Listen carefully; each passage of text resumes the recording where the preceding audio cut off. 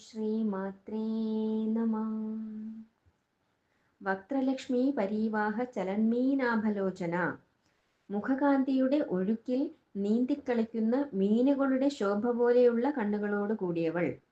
ദേവിയുടെ മുഖകാന്തിയെ ഒരു നദിയായിട്ട് ഉപമിക്കുകയാണെങ്കിൽ ആ നദിയിൽ നീന്തിക്കളിക്കുന്ന മീനുകളായിട്ടാണ് ദേവിയുടെ കണ്ണുകളെ വർണ്ണിക്കുന്നത്.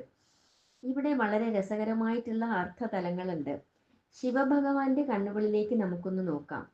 ഭഗവാന്റെ കണ്ണ് അർത്ഥനിമീലിതമാണ്, ഒരു പ്രത്യേക ഭാഗത്ത് കേന്ദ്രീകൃതമാണ്. ശാംഭവി മുദ്രയിൽ ലീനനാണ് പരമശിവൻ. ദൃഷ്ടി നാസാഗ്രത്തിൽ ഉറപ്പിച്ചവനാണ്. ദൃഷ്ടി ചലനമില്ലാതെ നിൽക്കാൻ, അങ്ങനെ ദൃഷ്ടി ചലനമില്ലാതെ നിന്നാൽ കാണാൻ ഒന്നും ഉണ്ടാകുകയില്ല. ദേവിയുടെ കണ്ണുകൾ എങ്ങനെയാ?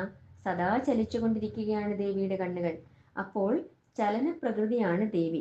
കണ്ണുകൾ ചലിച്ചുകൊണ്ടിരിക്കുമ്പോൾ കാഴ്ചകൾ മാറി മാറി വന്നുകൊണ്ടിരിക്കും.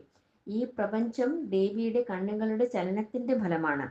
വേറൊരു ഭാഗത്ത് ദേവിയുടെ നാമത്തിൽ പറയുന്നു, ഉന്മേഷ നിമിഷോൽപ്പന്ന വിപന്ന ഭുവനാവല്യേ. ദേവി കണ്ണു തുറക്കുമ്പോൾ ലോകമുണ്ടാകുന്നു, കണ്ണുകൾ അടയ്ക്കുമ്പോൾ ലോകങ്ങളുടെ കൂട്ടവും ഇല്ലാണ്ടാകുന്നു. അപ്പോൾ ശിവൻ ചലനരഹിതനാണെങ്കിൽ ദേവി ചലന പ്രകൃതിയോട് കൂടിയവളാണ്. ഇനി കണ്ണുകൾ മീനിനോട് ഉപമിക്കുന്നതിന് വേറെയും ഉണ്ടൊരു ഗുണം. മത്സ്യങ്ങൾ അതിൻ്റെ മുട്ട വിരിയിക്കുന്നത് നോക്കിക്കൊണ്ടാണ്. മീനുകളെ ശ്രദ്ധിച്ചിട്ടുണ്ടെങ്കിൽ അറിയാം, മീനുകളുടെ കണ്ണുകൾക്ക് പോളയില്ല. അതെപ്പോഴും തുറന്നുകൊണ്ടേയിരിക്കും, അടയ്ക്കാൻ പറ്റില്ല.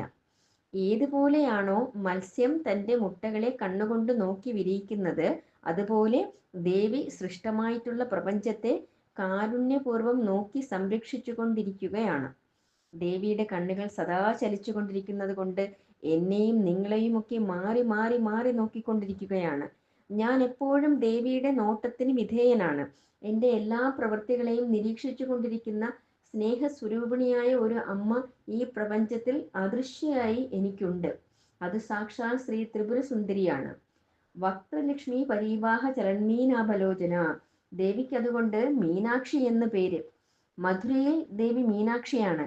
മത്സ്യത്തിന്റെ ആകൃതിയുള്ള കണ്ണുകളോട് കൂടിയവൾ, ചലിച്ചു കൊണ്ടിരിക്കുന്ന കണ്ണുകൾ ഉള്ളവൾ, നോക്കി തന്റെ സൃഷ്ട പ്രപഞ്ചത്തെ പൂർണ്ണതയിലേക്ക് കൊണ്ടുപോകാൻ ഉദ്യമിക്കുന്നവൾ എന്ന വിവിധ അർത്ഥങ്ങൾ. വക്രലക്ഷ്മി പരീവാഹ ചലന്മീനാഭലോചന. ഇനി നമുക്ക് എന്താ പേടിക്കാനുള്ളത്? സത്യത്തിൽ ഭയത്തിന് എവിടെയാ സ്ഥാനം?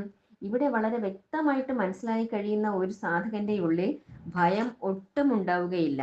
അപ്പോൾ ഇത്രയും നാമങ്ങളുടെ അർത്ഥം നമുക്ക് ശരിക്കും മനസ്സിലായിട്ടുണ്ടെങ്കിൽ ഈ നിമിഷം മുതൽ നമ്മൾ